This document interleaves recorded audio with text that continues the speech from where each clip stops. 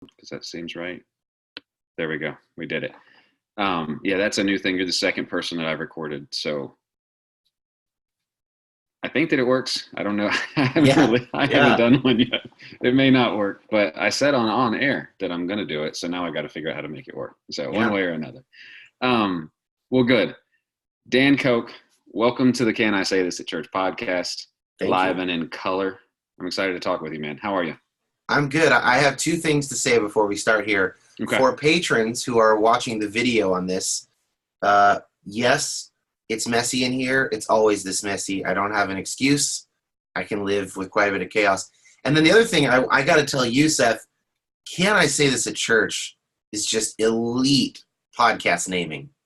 You just, I don't know about, we could debate everything else, but you've got me beat on branding for sure. No. When I saw that, I was like, oh, damn, that's brilliant. Way to go. You did it. You got the name. Wow. So good. Well, thanks. It took a while to come up with that. I actually had a friend that kept responding back to I would give him random, hey, what do you think about this? What do you think about this? And he's like, trash, no, kind of like it. But a friend with he's very sarcastic. He's like, you know what?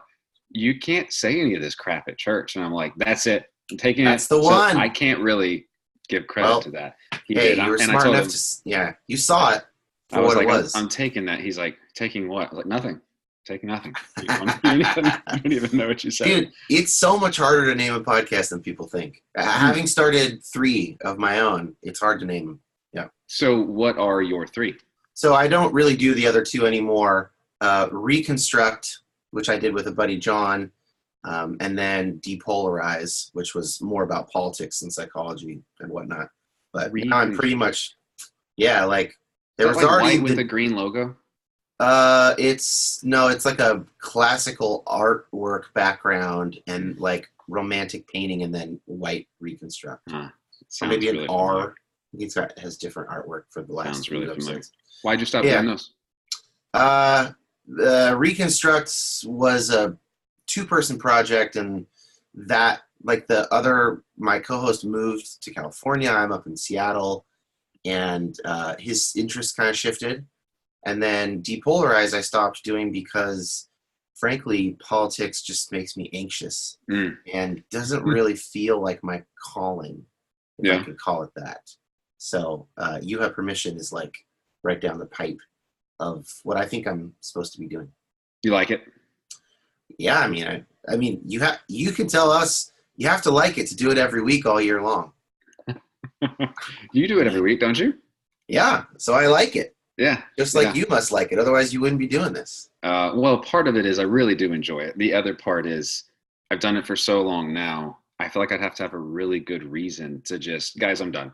Like there would have to be, I would have to wind it down intentionally. Yeah. But I had a conversation with a guy that listens to the show earlier of what kind of my thoughts are for the year, what I want to do. And he's like, so you're not done anytime soon. I'm like, I still have more things that I want to learn. So let's do it in real time. I get to be ignorant in front of everybody. This would be fun. The personal learning and personal growth aspect is probably the thing that people think of the least. That is the biggest difference between how important people would imagine it is and how important it actually is. Yeah. It's probably, my number 1, number 2 reason for doing it. But I don't talk about that very often. I don't even think about it very often. But when I do, I'm like, oh my gosh, I have been able to I've been able to kind of talk through everything I think is interesting with people who know what they're talking about. Yes. And I just get to do that. You know what I mean? It's incredible. And they'll just say yes. Yeah, I agree. Yeah, everyone is extremely generous with their time. What Dan's not telling you is that is not messy. I showed messy, and I'm not going to put that on video earlier before we started recording because I'm sitting in the basement full of stuff. But kid toys these are adult toys. These are guitars and a snare drum. Well, there's like shit on the ground. There's like a blanket on this chair.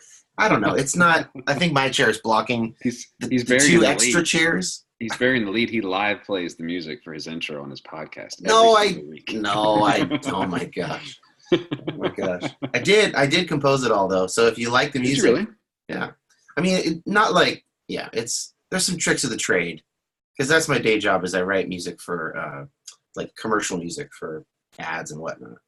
Cool. So there's some tricks. It's not as hard as it sounds to do, but yeah, it's all my music. Let's transition from there. It's like you do this professionally. Whom is Dan Koch? Like, it's my favorite question I ask is, what makes you you? What do you do? What makes you tick? And we can take that whatever direction you want to. But when people say, "What are you doing?" What do you say? Well, I am. I think I've always been a little bit of an exhibitionist, not in the sexual sense, but in the kind of, I'm an open book. Here's what I'm working on. Respond to it publicly, kind of a thing. Since I was in punk bands when I was 14, I've always been drawn to that. I think I'm sure I like the attention. I'm an extrovert. I'm a verbal processor. So that's kind of the personality aspect of it that leads one to start 3 separate podcasts and do it for years. And then in terms of theologically, I grew up kind of moderate non-denominational in California. So I don't have a lot of the baggage that many of my Southern and Midwestern friends have. But I was nearby enough of it to have some baggage. And also I have struggled with panic disorder for most of my life. It's in remission right now. I'm old enough and know enough now to kind of know how to deal with it. But really, like, my childhood, junior high, high school, college, and 20s, it was a major factor. And so that's that. We're going to talk some more about that kind of stuff. And I'll tell a little bit of that story later. And then I guess the final bit is, like, nowadays I feel called to a kind of a ministry, but what I have seen in my own experience and in my conversations with friends and other people and people I met in those years, in my 20s when I was playing in a band called Sherwood, touring the country, there are a lot of really good intentioned people, well-meaning people who repeat canned answers to really difficult questions. Mm-hmm. And they do it in the church setting. And because it's the church setting, and because the canned answers came from someone with perceived or actual spiritual authority, those canned answers are deemed sufficient. And then, of course, as you know, there are people for whom they are insufficient, and they need another place to talk about this stuff. And kind of a little bit of fire in the belly for me comes when I recognize just how canned the answers are, and that they're not even really that thoughtful a lot of the times. Like, if you ask your pastor about penal substitutionary atonement, and you're like, did Jesus really have to die to, like, appease a blood thing? Like, most of the time, your pastor either forgot because they learned it in seminary and forgot it, or don't even know there are 6 other atonement theories, and and I don't think any of them may be satisfaction theory, but other than that, none of them require blood in, like, the Israelite sense of sacrifice needing blood to cleanse sin. But, like, they don't even know that. And they'll say, hey, that's not the kind of thing we ask around here, or they'll very politely kind of give you the runaround, whatever, you know this, and so do your listeners. So I try to present, probably very similar to what you do, just trying to present different perspectives, and just to kind of free people up from feeling forced to take those kind of bad answers to good questions. Yes. My pastor, and I'm going to say it bad because it's been a while since I paraphrased it, and I'm sure he stole it from someone else. Actually, I'm pretty sure that he's told me that, but he said something similar, and he said it in church one time, of unasked questions are much more dangerous than badly answered questions, or something like that. And then he dovetailed it down to, so for real, like, when I say something, you have a question, just ask it if you could. And if I can't answer it here, we will get together and we will talk about it. And when I find when I've done that with him, he'd be like, well, I'm going to ask you the questions then. Like, you asked me one question, Dan, and then Dan asked me 26. I'm like, I came here to ask you the questions. Yeah, that's not how this pastoral thing is going to work. That's not how it should work. Interesting. Yeah. Yeah. Sounds like a good guy. Yeah, most of the time. If only there were more. Don't tell him. He'll get a big head. He'd get a big head, yeah. Don't tell him. This is public, Seth. I hate to break it to you. He'll probably listen, and then we'll joke about it on Sunday whenever this releases. So you are also a PhD candidate student. Yeah. It's actually a PsyD, but it's a doctorate. It's a psychology doctorate. It's just a little bit more focused on counseling than research. I mean, I'm just in grad school. I'm like half a year in, so I don't know a lot about psychology yet. I do not speak as any sort of expert or licensed psychologist, but 5 years or so from now, I will be one. And in terms of like academic work, I plan to work at the intersection of psychology and theology. That's something that I'm really interested in. And then in my own private practice, I plan to focus on people who have suffered some kind of spiritual abuse, or for whom change in their faith or change in their spouse's faith or whatever is something that they want to talk about in therapy. Yeah. So, gosh, when did you email me? I'm going to cheat and look. Yeah, I don't know. 2 months ago, because I am. So for those that are just watching or listening, I'm the most tardy person when it comes to email. Like, hey, at least you wrote me back. I literally responded to a guy that emailed me the same day you did today. I was like, I'm so sorry. I'm really bad at email.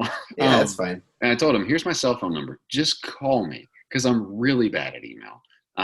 My wife will tell you, it's like, I think I have 800 unread emails right now. I'm just really bad. I'm looking at mine. My inbox has 3,014 unread emails, so I might have you beat. Perfect. The problem is I'm not going to respond to any of those, but I'm also equally bad at social media and responding to messages. And when people tag me, like I don't really want to. Sounds like you're a healthy person is what I'm hearing. That's great. Most of it's like, oh, I should say something when I'm done with this. And then I get done with this. I get done with this. And I'm like, what was I supposed to do? Whatever. On to the next thing. So you had said in that email, though, that you recently conducted 25 interviews around the topic of end times theology and its relationship to mental health issues. I don't even know what that means. Like, I understand what those words mean. Yeah. But walk me through, because I don't know if any of those have released. Have any of those? I was just working on them yesterday. So we're expecting a baby in about 6 weeks. So they may come after. I don't think they'll come before. They'll probably come out in the spring. But yeah, so it's 4 episodes, like a 4-part thing. So, okay, what does that mean? What it means is, so obviously, let's break it down. End times theology. In particular, we're looking at the kind of zeitgeisty, Left Behind series, the kind of stuff that was popular in evangelicalism in the 80s and 90s, especially. I mean, it started in the 60s and 70s, but I grew up in that. You and I are roughly the same age. I can just tell visually. So, the kind of thing that a lot of us grew up around, right? Okay. I have a line at one point, like, if you grew up evangelical, you can close your eyes and picture the cover of the Left Behind book, black background, green font. I can remember when the first one came out. Yeah, with the so we all, we've got that. So it's basically talking about that vision of the end times, which is also really tied up with Zionism and all that stuff, and then asking, like, what are the mental health implications of basically what that was and how that was lived out in about 20 people's lives. So not all the interviews. Some of the interviews were like, side material to help me understand the situation. But about 20 of them were people's lived stories. And yeah, I probably could have done 10. It was a lot more work. And then eventually this is going to go toward my dissertation. So there has to be like a serious psychological element to that. I don't exactly know what that's going to be. Mm-hmm. But basically, like, were people anxious or depressed before they learned about this stuff? A lot of kids got this stuff from the earliest age possible. They never knew a time in their Christian upbringing where Jesus' imminent return was not a part of it. What did it say about God? How did it interact with people's OCD symptoms or their panic attacks? Kind of stuff along those lines. Yeah. So I don't know. So I am 38. Yes. Okay. I'm 36. Yeah. No, 37. I'll be 38 in a few months. Whatever. Close enough. Yeah. So similar. Yeah. I can remember reading the Left Behind series I finished them up when I was at Liberty, and at Liberty University, you could walk across the street to the Barnes and Noble, and then if you're a student and you don't have any money, they have these really nice chairs, and you can just read the whole book, and then big time college habit of mine as well. Absolutely. Yeah. I read a lot of books that way, including textbooks. So no way, that's elite. Yeah, it's probably illegal, but I don't know. But I just didn't have the money. But I can remember reading all those. And so you said just a minute ago that you said it causes anxiety, and that many people from a young age don't know any different. Yeah. And so can you talk about those two things? But as opposed to starting with anxiety, what do you mean they don't know any different? Like, what are they being fed? Because I feel like a lot of people listening here, and because of the emails and the private messages that I get, they are still quasi 1 foot in, because I think that's still very commonplace. Just turn on any channel of preaching on Sunday morning, and all you'll get is fear and trembling and fire and brimstone. And God, you're so lucky that he just didn't quite hate you enough to kill you all the way. And you're the elect. We're going to do it. So can you kind of break that apart a bit, and then we'll delve into anxiety? Yeah. So, okay, there's a couple things. So for instance, I was introduced to end times thinking in 6th grade, but before 6th grade, I knew that Jesus loved me. I knew that he died for my sins. Like, I had a concept of the gospel, of the Christian story, that did not include the end times. A lot of people I interviewed never had that period. So from the earliest they can remember, it's like, Jesus loves you, he died for your sins, and he's coming back any day, so you got to get right with him. Like, that was baked in for them. And most of those people grew up in the South or the Midwest. I think there is a cultural sort of statistical likelihood, right? That's a little different than the West Coast where I grew up. So that's one bit about it. The other thing you said was, now I'm kind of blanking. What was the last thing you said before I started? We could dovetail into anxiety, but a lot of people listening here, they send me messages, and they are living in both. Got it. Okay. Yeah. Right now, like their mom and dad still are there, and they show up at Thanksgiving and Christmas, and they're like, I can't talk about this. Oh yeah. So one of the women I interviewed, her family still, every holiday, they will say things like, well, yeah, but probably next year we won't be here. And then she's like, you said that last year and the year before. And she's been awakening to like these unmet expectations. And I asked her a lot of follow-ups about that because that's so interesting to me. And she's actually in Washington. I've thought about like asking to join for a family holiday sometime, just to like talk to them a bit. Like, how can you think this year after year when every year you're still here, and many of you are in your 50s and 60s now. But there is something very sticky, I think, about some of those ideas for people. I mean, I don't know how else to describe it, because it's clearly irrational in like a technical sense. But if it's in the water you're swimming in, and if you don't perceive it as separable from the rest of the gospel, then I think you just go, well, I guess this is just how I'm, you hear people say like, live as if he could come tomorrow, but who knows if he's coming tomorrow. I think some people just think, well, this is how you do that. You expect him at any moment, even if you're wrong for your entire life.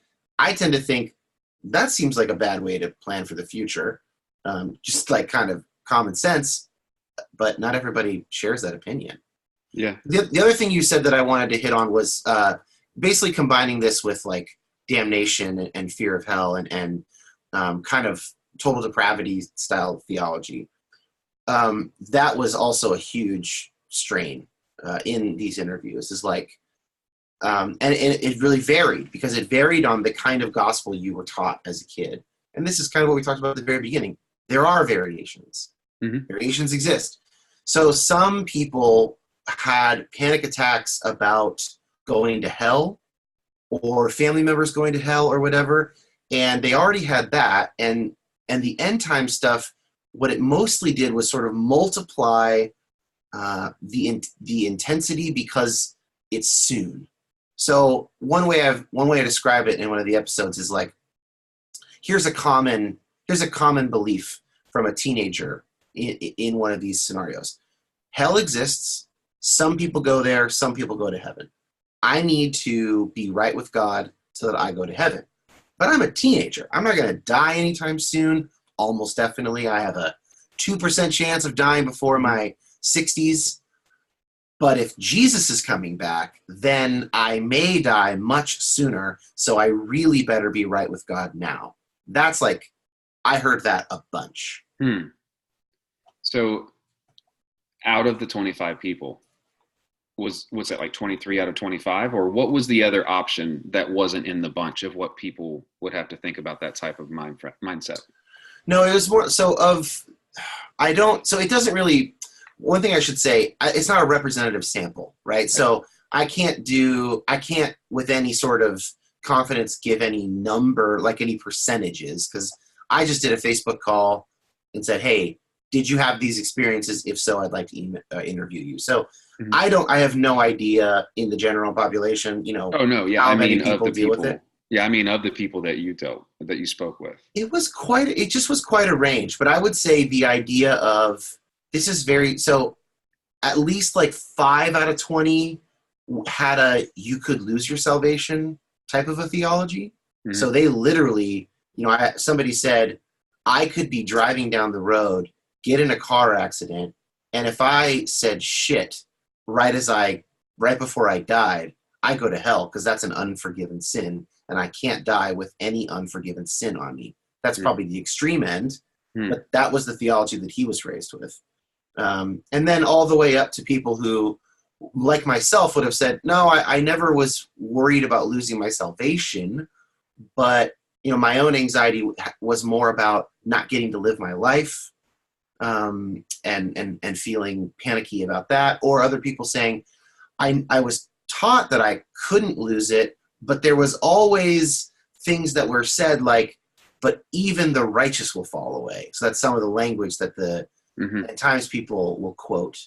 And they would say, like, one person said, even this one person in our life who I thought was such a solid Christian, my mom would say, even that person can fall away. So there's a real range, right? I would say pretty evenly split maybe among those type of options. So curious, Dan, because you've got, you said 5 months, a semester basically of grad school under the belt? Yeah, I have one semester under my belt. So you already have the master's in something, correct? Or is this the beginning? No, I will get my master's like year 3 or something. So it's part of the whole thing. Gotcha. It's a long, 5 well, then, thing. As a college graduate, because I want to try to qualify the answer, knowing that as I spoke to other people that are in the psychology field, they are very reticent to say something that could be inferred as representing a larger whole, which you've already done once. So I just want to make sure that I give enough caveat there that you're answering. So why, in your experience and in these interviews and in probably some of the thought process personally behind it, why do you feel like, and I'm going to use the word addicted, the church is addicted to this type of gospel? I just think, which type of gospel do you mean? Do you mean specifically related to the end times or the kind of penal substitutionary atonement? Well, both of those I would say relate to fear. So one is fear of stay right, stay in the church, do what I told you, when I told you, tithe 15% if you want to be extra special, and I know that I am overgeneralizing that. But I those are some of the churches I grew up in, some of the churches I still interact with, not my church, but so there, I think both of those, both total depravity, penal substitution, that's also bound in fear. So I would root it down both to fear. So I guess I'd say anytime it's fear-based, it's because it works. So here's some real basic neuroscience. Our amygdala and the part of our brain that we share with lizards and all, all mammals and many other animals is at the base of our brain. That is our fight or flight stuff. That's our adrenaline gets pumped in and you get the hell out of there. Or if you live in the modern world and there's nowhere to run and there's no actual bear to run from, you just get a panic attack and you have to leave the room and you get sweaty palms and, you have to smoke a cigarette if you're a smoker, whatever the thing is, right? So that if that's firing, the further away parts of your brain, like your prefrontal cortex, where you do planning and decision making and rational choice, that's not firing. And in fact, your amygdala is blocking the route to your nervous system. It's calling the shots, and it's like standing in front, right? It's like literally getting in front of the rational part of you so that it can't work. So fear is really effective. So first of all, fear is like totalizing. It keeps other parts of your brain from functioning. Is that what that's called? Totalizing? I mean, I'm just kind of using that word. It takes over when it's active, and it's also really effective. I mean, you could look at political speeches, you could look at whenever you want to really motivate people, you make them afraid. And so I think that one factor of what pastors and church systems end up doing, whether or not they have bad intentions, is that they find when they use fear that their message is more effectively received. And they find that organically. They don't have to want it to be that way. It just is that way because of the way our brains are wired. So it's effective, so they repeat it. They are acting on incentives just like everybody else is, and they need their building paid for, and they need this ministry that they really believe in to be funded, and this is how it has worked. Yeah. So, and also they might themselves be afraid. So there's also, if they're actually, and I'm not psychoanalyzing any one person here, but if they are afraid of God at their core, if the really primary thing they feel towards God is fear, and I don't mean awe and wonder, as in fear the Lord, I mean be afraid of the Lord, then they're going to pass that on, because at the end of the day, that's going to be the most primal thing. You might think it would be so wonderful to be gay affirming, but all the way back here, God will send me to hell if I'm wrong. Once you have that thought, you can't go back to the it would be wonderful to be affirming thing. Yeah. And I'm using that because I believe you have a T-shirt on that's directly referencing that issue. Yeah. So, that's broad strokes what I would think, but I'm not a psychologist yet again. Sure, fair enough. That's why I tried to give enough caveats there at the beginning. Earlier you said, and I do want to dovetail back into it. So here's why it's taken me 27 minutes to get here. So currently my son struggles from anxiety that often is debilitating. And we're working through that with him and we did counseling for years, just recently started other options. And I have seen personally, and for me, it doesn't make any sense, like the lack of logic of panic. And I don't have a better way to see that, where I look at it, I'm genuinely baffled at what to say to help in this situation. And so I just usually punt to my wife, and I hope that one of us knows what to do. And usually she does, because something, Dan, in my brain just breaks where I'm like, I don't understand how this is a thing right now. And because I don't understand how it's a thing, I also don't know how to do anything with it, if that makes any sense at all. Of course. Which then makes me feel like just an awful dad. Then maybe in that moment I am being one. That's probably something I need to get better at. But you talked about struggling with a panic disorder. And so if you're comfortable, can you kind of walk through, like, what was that for you? Like, what is that? My earliest memories of it are in third grade. And so this is before I was introduced to end time stuff. I got a trigger about thunder, and I was petrified of thunder. I would get a panic attack if thunder happened. Now, the thing about panic disorder that is different than generalized anxiety disorder, which is more like you're a worrywart, like you are a person who's kind of constantly worrying if things will go well. That's generalized anxiety. Panic disorder, primarily your anxiety is about having more anxiety. So even though I wouldn't have been able to say that in third grade, I can look back on my behavior and say, I was worried about having one of these panic attacks. So I would watch the weather report every morning before walking to school. I would play games on a sunny day with my friend called Let's See If We Can Find a Cloud, to sort of calm my own anxiety about that there might be thunder later while I'm at school and there's nothing I could do about it. The goal being no clouds. The goal being no clouds. Okay. So it's totally irrational. And the funny thing is, I liked lightning and I liked rain.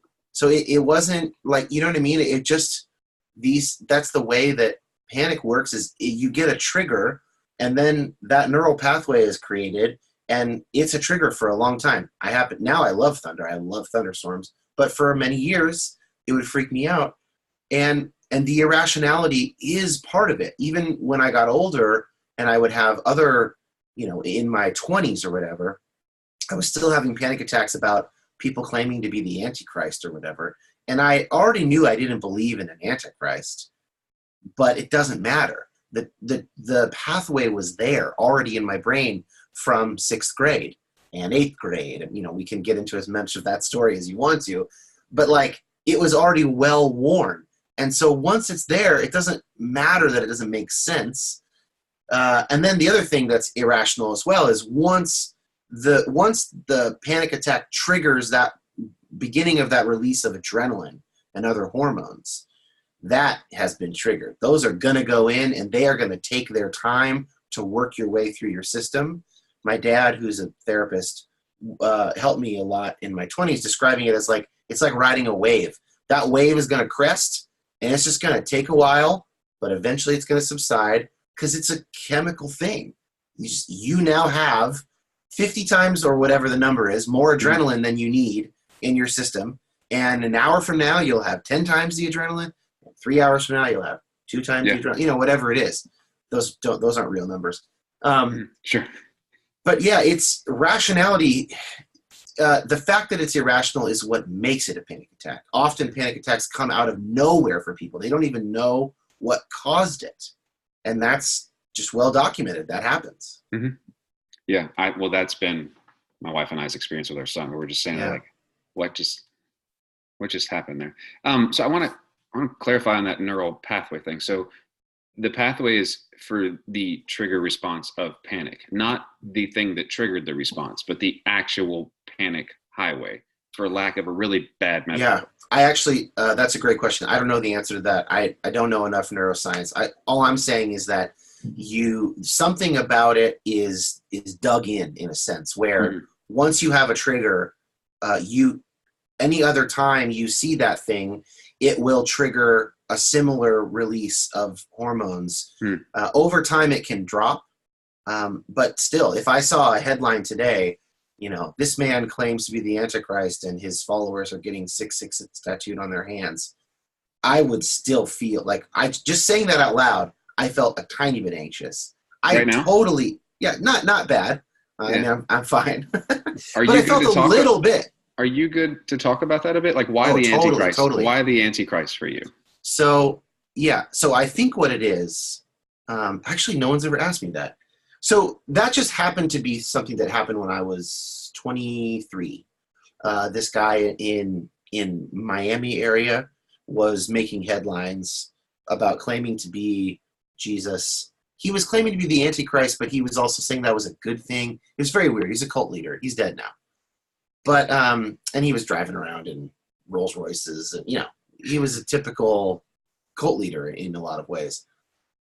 To backtrack, in 6th grade, I was given a book.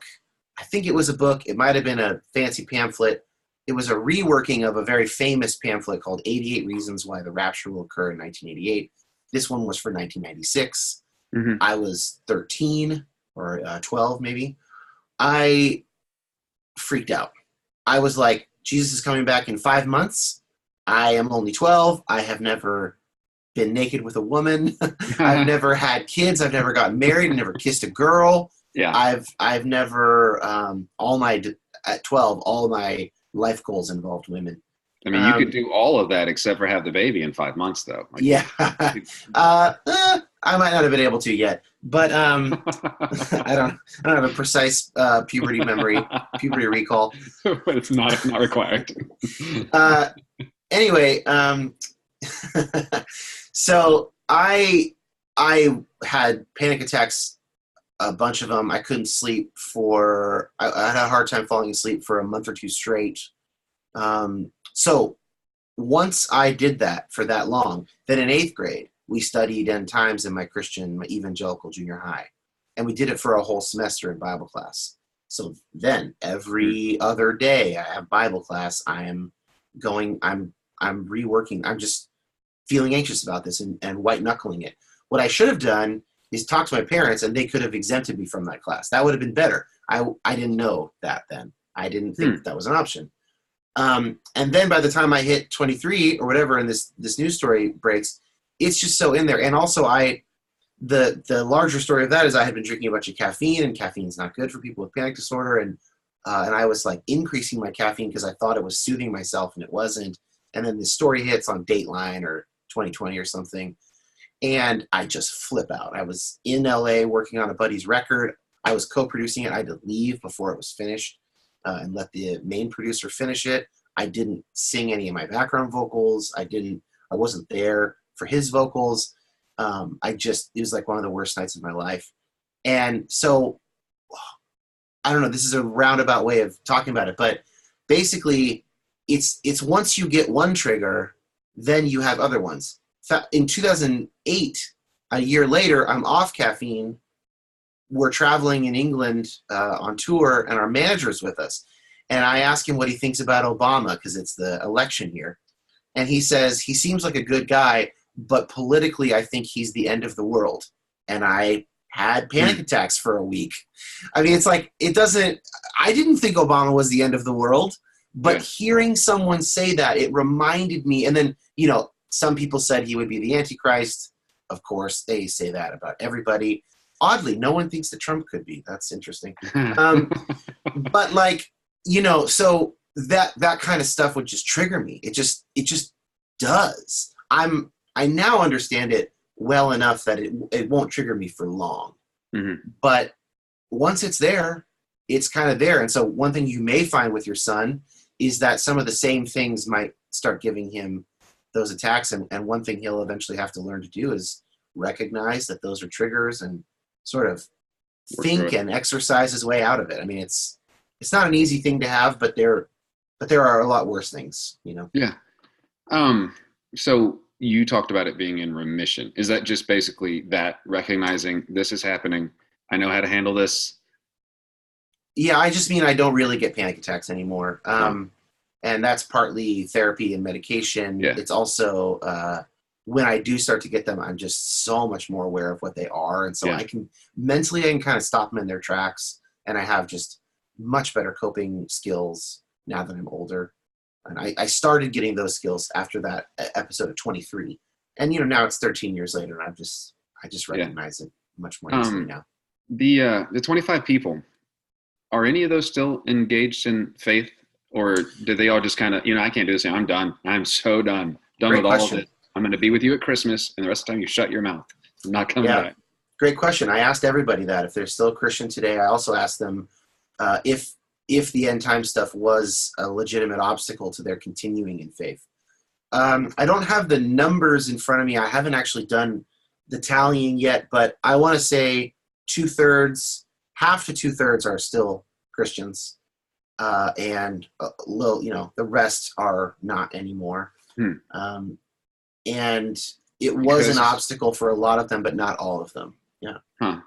Yeah. Yeah. For me personally, and I need to do an entire series on eschatology, because you're right. There is the one Jerry B. Jenkins, Tim LaHaye, Kirk Cameron, badly acted Nicolas Cage remake of Nikolai Carpathia, which is a great name, by the way. It's a fantastic name. Yeah. But that's only one view of eschatology. There's so many others that aren't.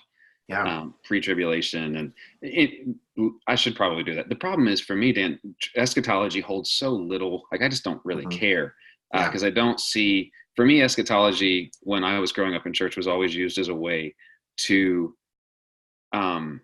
have just as much care for today, but with absolutely zero care for what I needed to do tomorrow, as in relation to those that are in community around me.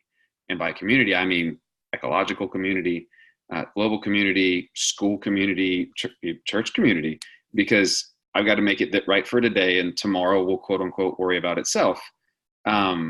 Versus now I feel more like Antichrist is anyone that is acting in a way opposed to the shalom of God. And even that could probably get me branded as a heretic by a lot of people, and I don't care. Sounds like N.T. Wright to me. Well, he's a smart guy. I don't think he's a heretic, right? People don't think he's a heretic, do they? On certain things, I guess. Gosh. I mean, I think everybody's heretic, right? Or everybody's somebody's heretic. I don't know how to say maybe KJV only people would think N.T. Wright's a heretic. Yeah. but everybody is to them. What do psychology and theology have to contribute to one another? Like, why is that something that interests you at the intersection there? Yeah. Well, I guess the main autobiographical reason is that around the time of the election, or actually probably the GOP nomination, I was like, what's going on here? This is interesting. Just kind of that basic idea that, like, oh, a lot of these people that raised me said very opposite things about Bill Clinton than they're saying about Donald Trump. Mm-hmm. And I just thought that is a puzzling psychological phenomenon. And I went to, or just societal phenomenon, and I found this book, The Righteous Mind by Jonathan Haidt. Somebody must have recommended it to me. And I read that book, and I just had a light bulb moment. I read it, and I thought, this is a better explanation than any theological explanation I might come up with about, using some theological language for why they've fallen from the path, or I've fallen from the path, or what. I was like, no, it's, in a sense, it's just psychology at work. Now, I would say there's no such thing as just psychology. I think psychology is theological in the sense of it tells us the kind of beings that God created. But I found the psychological answer so much more satisfying in a much more elegant way that explained my experience better. And yet, I am forever interested in theology because I am a person of faith. I have an active faith. I have a prayer life. All the things that are most important to me in some way connect back to my relationship with God. And so if psychology is giving me better explanations, then that is a tool in service of what the things of value, right? Which are theological in nature, at least, they're not systematic theology or whatever, but they are theological in that they relate to the ultimate things. So that's kind of one way of saying it. Yeah.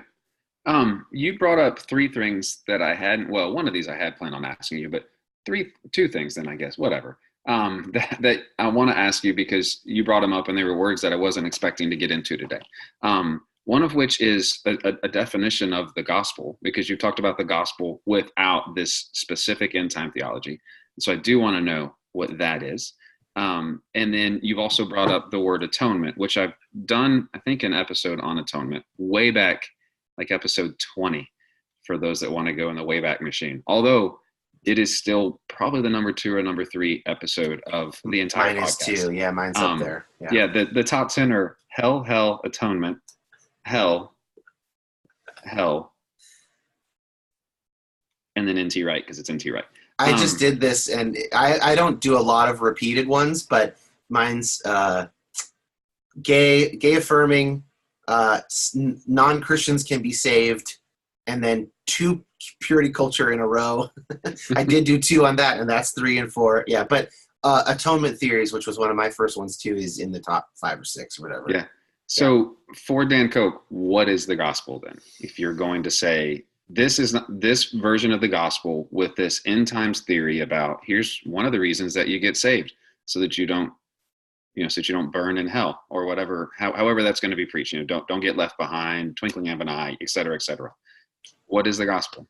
Well, so the one that I was taught before I was exposed to end times thinking was just kind of standard, penal substitution. Although not in a Calvinist strain, we were a non-denominational church. I'm sure there were some Calvinists and some non-Calvinists in the church. I don't think any of the staff members were Calvinists. That was never kind of heavy. So just kind of a standard 4 spiritual laws kind of a thing. If you know what those, there's a chasm. Jesus is the bridge. You go across the bridge so you can be with God. Mm-hmm. So that's what I was given then. But it sounds more like you're curious what I think it is now. Yes. Okay. Today. Yeah. So in terms of atonement, there are 2 different ways of thinking about what the atonement signifies. And maybe you could say it's both, but it could be one or the other. The first camp is it does something ontologically, metaphysically. There is, in some sense, literally a separation, and it accomplishes removing the separation. So that's one way of seeing the atonement. And that separation is me and the divine. Me and the divine, yeah. Okay.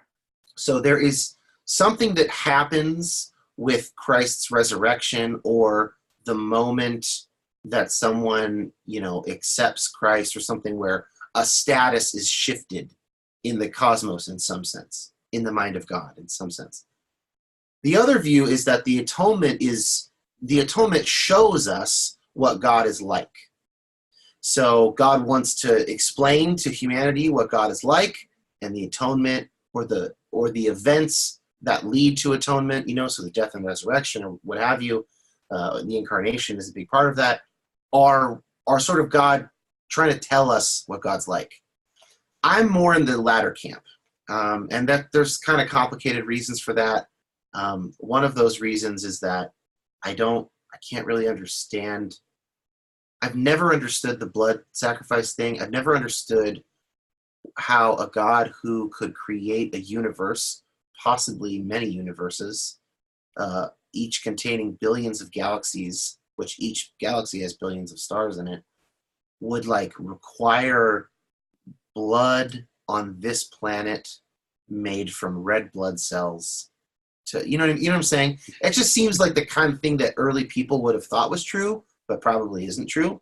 And I'm not trying to be a chronological snob or anything. It's just, they didn't understand the size of the universe. They didn't understand what blood was, whatever. Yeah, it's beautiful poetry in that sense. And then the other thing is, I think about people on other creatures on other planets, I can't imagine that Christ's resurrection on Earth affects some sort of universal cosmological change on other planets. And there's so many other planets that there's probably other creatures that God loves, given how creative our God is. I don't know that to be true. I don't think there are any in the Milky Way, for instance. I'm not a aliens truther. I think the Fermi paradox is true. They should be around if they were in the Milky Way by now. So they're probably not. But the Milky Way is one of billions of billions. Or I guess the Milky Way is one of billions of galaxies. So, do that math. I feel like I just got real nerdy there. I'm with you. So I love it. So first off, sci-fi is my jam. Sci-fi and theology is my jam.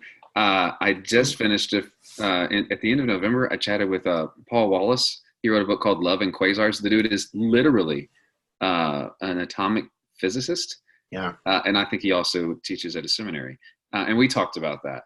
One of the most mind-blowing parts of his whole book is he tried to give scale just to our galaxy. And he's like, and he gave everything this is a pea and this is a blueberry and this would be a beach ball. And so he started at the Washington Monument, and that would be the sun. And then Earth is at, I think, the Abraham Lincoln Memorial, and it's the size of an acorn. And then he's like, the next closest star, Proxima Centauri, I think is what it's called, or Proxima something, is basically on the beach on the west end of Hawaii. If you give it to scale, and it's the size of a beach ball. That's the scale. And that's just of the closest star in the Milky Way, full of billions of stars. Yeah. And the Milky Way is just one little bitty arm of this entire huge thing anyway. So nerd out all you want. I'm with it. Yeah. So, I think the gospel for me is something like the creator of the universe knows and loves you. That's the gospel. And I know that a lot of Christians are not satisfied with that, but I am. I don't think I need anything more than that. I experience that God through the Christian tradition, which includes things like Trinitarian doctrine and the death and resurrection of Christ, and I affirm all that stuff. It's part of the tradition. But ultimately, for me, it all comes down to, wait, God loves me? God wants to be in some sort of relationship with me? There's just nothing crazier than that or better than that. That's it. Yeah. So, and that's the only real thing I want to make sure if I'm trying to preach the gospel that people understand. But I'm not really I am an evangelist in a sense of just like you are. We do these shows and we obviously care about getting stuff out there. Does this make me an evangelist? Is that what you're saying? I mean, yeah, you're like, you are evangelical, small e.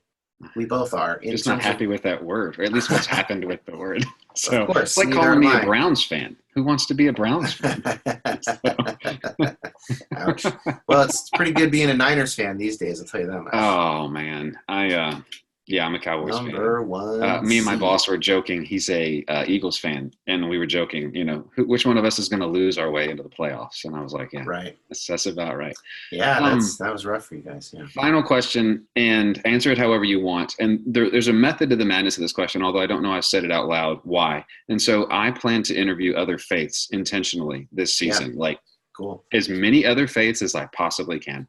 And I have a certain set of questions because the goal is to not be stupid and to learn something, because I don't think I have any stranglehold, nor does my faith tradition, on truth or other facets of God.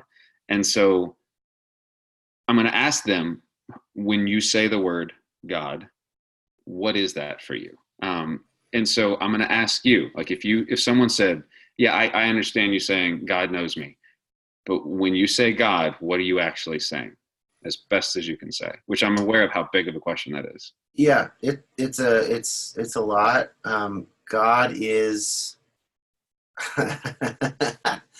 God is the entity, mind, agent, whatever you want to call it, that is capable of bringing the universe into existence, and that is present to every creature at every moment, luring us toward rightness, towards goodness, towards love and beauty and justice, and pervading, and I don't know, like that old classic doctrine of God sustaining the universe at every moment is, I think that's right. I mean, I would consider myself a panentheist at this point, which is that like everything in the universe is within God, but God is also more than the universe. And so,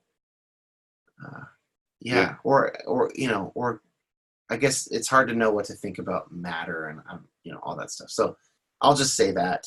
I love it. Is that a pretty good answer? No, it's your answer. They're all going to be great answers. Yeah. But I felt I didn't want to, it's just a little side note. I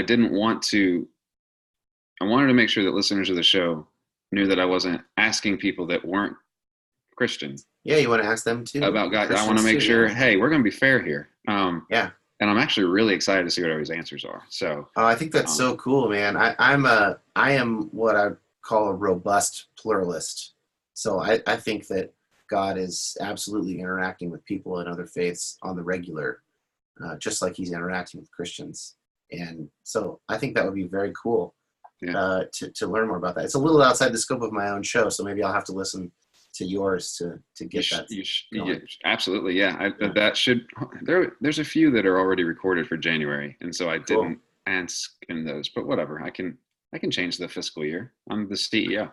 I can do what I want to do. So I'm a big fan of puns, and so here we go. I want to make sure, as people hear the last of you, that I give you and just let you know you have permission to go ahead and tell them where they need to go to get a hold of more of you. Yeah, the podcast is called You Have Permission. You can get it anywhere you listen to podcasts. YouHavePermissionPod.com. Yeah, that's about it, man. Perfect. Well, Dan, thank you so much. I really appreciate it. Thank you so much, Seth. And with your patience with me earlier. I apologize for the interruption. Oh, no worries, man. No big deal. Cool. All right, so I will stop recording that here and then figure out how to stop recording this here. There it is. Pause, stop recording. There we go. If you hit yes.